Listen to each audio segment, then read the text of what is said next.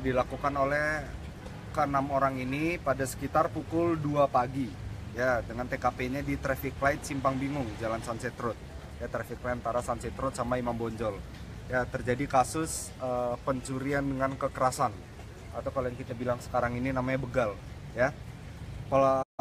Pelapor atas nama Andrian Ramadan dengan tersangka yang sudah kita amankan ada 5 orang, 4 pelaku utama termasuk 1480, lalu 1 pelaku utama yang juga masih buron. Jadi barang buktinya kita bisa lihat apa yang terjadi di sini. Kita bisa terangkan bahwa kronologis kejadiannya pada saat itu hari Senin tanggal 2 April sekira jam 2 pagi, korban sedang menaikkan motornya ke atas motor ya. Motor ini sebelumnya dalam keadaan utuh, ini motor yang digunakan untuk kontes, untuk racing di daerah Buleleng ya, di daerah Jembrana kemarin. Nah, pada saat itu motor ini akan dinaikkan ke atas truk oleh korbannya, lalu datanglah mereka berenam. Mereka berenam yang sebelumnya habis nongkrong di daerah Legian. Motor ini akan dinaikkan, lalu setelah itu langsung dibegal, motor ini diambil. Dan setiap pelaku ini mempunyai perannya masing-masing ya. Setiap pelaku mempunyai peran masing-masing. Sebagai contoh, pelaku pertama KS mengakui perbuatan yang mana pelaku bertugas merampas SPM korban, selanjutnya dibawa ke rumah pelaku. Rumah pelaku kedua PO, pelaku 1 juga berperan dalam membongkar sepeda motor tersebut ya, artinya di kanibal seperti ini. Dan dalam aksinya dia tuh melakukan tindak kekerasan tidak? Ada tindak kekerasannya. Itu pelaku kedua PO mengakui mendorong SPM dari Teku Umar, peran membongkar SPM bersama pelaku 1. Pelaku 3 SH berperan memukul korban di TKP sebanyak 2 kali dengan tangan kosong dan merampas iPhone korban.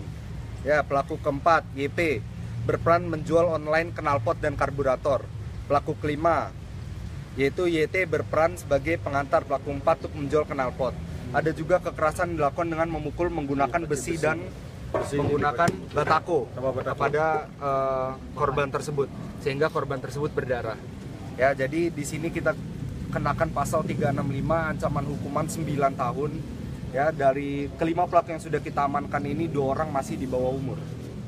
Sehingga kita wajibkan untuk menggunakan penutup muka, tapi tidak diversi, karena sesuai undang-undang diversi itu untuk ancaman hukuman di bawah 7 tahun, sementara ini ancaman hukuman 9 tahun ya. Jadi itu aja. Selain ini barang-barang yang diamankan apa aja dan? Yang DPO siapa perannya apa? DPO itu Y. DPO itu memukul menggunakan besi ini. DPO salah satu pelaku memukul menggunakan batako. Ada yang merampas iPhone, ada yang membawa motor. Sudah ada yang diuangkan? Ya? Sudah ada yang diuangkan nggak? Sudah. Jadi awal mulai terungkap kasus ini yaitu korban bertransaksi dengan salah satu pelaku melalui online. Kita janjian ketemu di SPBU yang ada di daerah Teku Umar. Ya, dari situlah Panit 1 Buser Ibtu Budi Artame melaksanakan pengembangan. Setelah diamankan 480-nya, lalu dilanjutkan ke pelaku-pelaku lain termasuk barang bukti.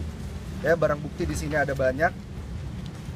1 buah mesin, rangka motor, sayap sepeda motor, tangki, pasang roda, sadel, shock, am belakang, stang, itu semua sudah dikanibal dan dijual terpisah masing-masing. Kalau bukti ini dan uang tunai untuk hasil pembelanjaan, hasil penjualan karburator, hasil penjualan itu bisa ditunjukkan uang tunai. Angkat, Pak. Oke. Mana kan? Yang Bisa lihat sini dan berapa? gimana? Kelas 3 semua, kelas 3 SMP, kelas 3 SMA.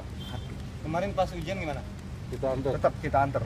Oh, dijaga ya Pak? Betul. Kita jaga, dikawal oleh anggota. 4 hari, Senin sampai Dan Kamis. ini lokasinya dia melihat situasi sepi atau seperti apa?